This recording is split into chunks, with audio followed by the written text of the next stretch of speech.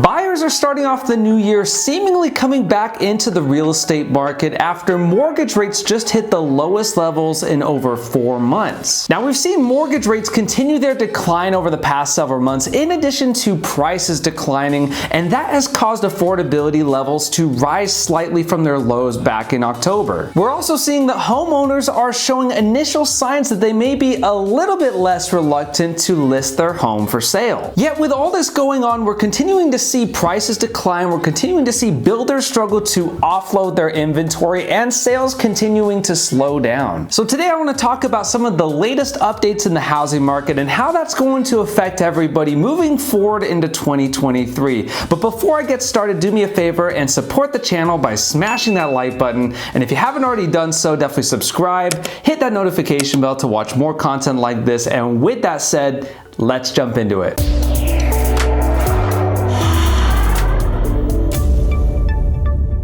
Mortgage rates just hit the lowest levels we've seen in over 4 months, reaching as low as 6.04% as they've continued their downtrend ever since the highs we saw back in October. Now, while these mortgage rates are continuing to decline, we still see that sales and prices are going down. We got the latest report back from the National Association of Realtors, and as you can see here, we've gone down from 6.5 million down to an annual rate of over 4 million sales per year. And as far as the price goes, we've seen over an 11.3% drop in home prices. That's the median sales price nationwide. It's gone down in total from a $413,800 median sales price now down to $366,900. You can actually see we were at that same exact point in price back in June of 2021. Now, with prices having gone down and mortgage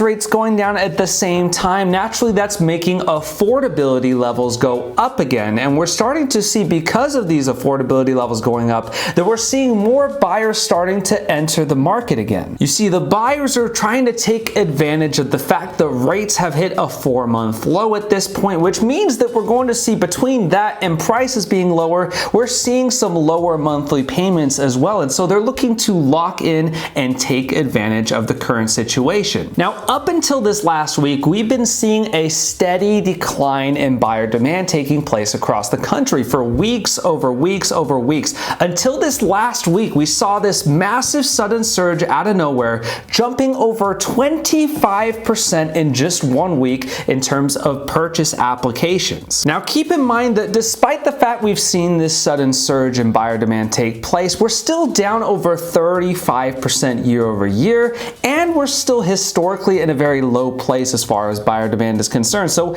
we have a long way still to go before we see this whole entire picture of the housing market reverse. Now, Redfin just came out with a weekly update, and this is what they had to say about this sudden jump in demand taking place. They said that prices remain elevated because buyer activity has started to pick up as mortgage rates decline due to slowing inflation. Now, this is why we're seeing mortgage rates decline right now, is as we're getting this information back on the economy and we're seeing inflation coming down, this is causing that to get baked into the mortgage rate. See, many people have the misconception that as the Fed funds rate goes up, so do mortgage rates, and they are not tied together. They are two separate entities in their own right. And so the reason we're seeing mortgage rates go down is because we're doing better than expectations against inflation at this point. So they go on to say the average mortgage rates dropped to 6.15% during the week ending January 19th, their lowest level since September. Pending home sales fell 29% year over year, which is a significant decline, but the first sub 30% drop in 3 months. We talked recently about how pending sales had hit the second worst levels that have ever been recorded according to the National Association of Realtors. Now, mortgage purchase applications rose 25% from the week before during the week ending January 13th, a jump that's likely to lead to more pending sales in the coming months. So they're expecting sales to start to pick up as we're seeing buyer demand start to rise again. As demand inches back, some homeowners are less reluctant to sell. New listings of homes for sale fell 20% year over year during the 4 weeks ending January 15th, but that's the smallest decline in 2 months.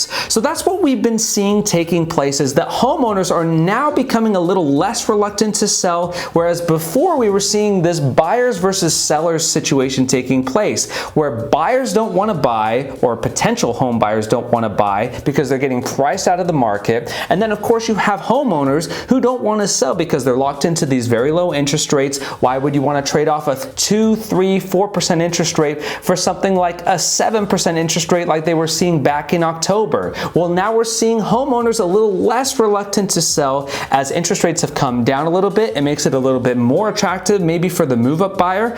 And on top of that, there's more buyer demand at this point. They go on to say the people who started browsing homes and scheduling house tours at the end of 2022 are now turning into actual home buyers, said Redfin Deputy Chief Economist Taylor Marr.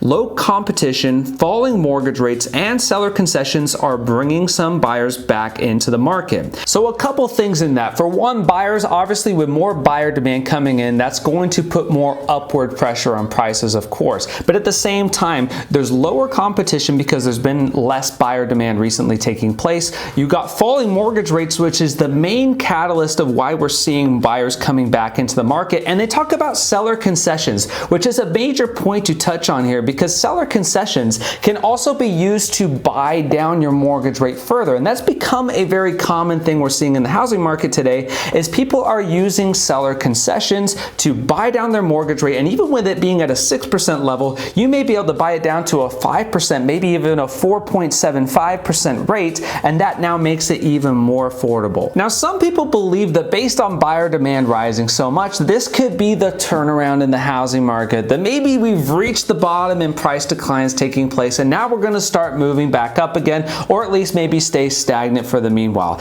Now, I don't personally believe that that's the case for a few reasons. For one, this is just 1 week's worth of data, so it's hard to make any long-term predictions for the housing market off of just a week's worth of data. Now, secondly to that, demand, although it's gone up significantly, over 25% in just a week's time, we're still historically, as far as buyer demand, at a low level. So that isn't to be taken to the point where we think that there's enough buyer demand to shift the housing market where we see prices go up again. And then thirdly, affordability is also still in a very low level. Although affordability has gotten a little better with prices coming down, with rates coming down, we're still seeing that affordability levels are still not in a good place. Now, with that said, I do believe we will continue to see prices decline, but at a slower pace at this point, mainly due to this rise in buyer demand taking place. Now, as mortgage rates continue to decline over the rest of this year, like I'm expecting them to do, because I believe that we will continue to get good news with inflation as we go throughout the rest of 2023,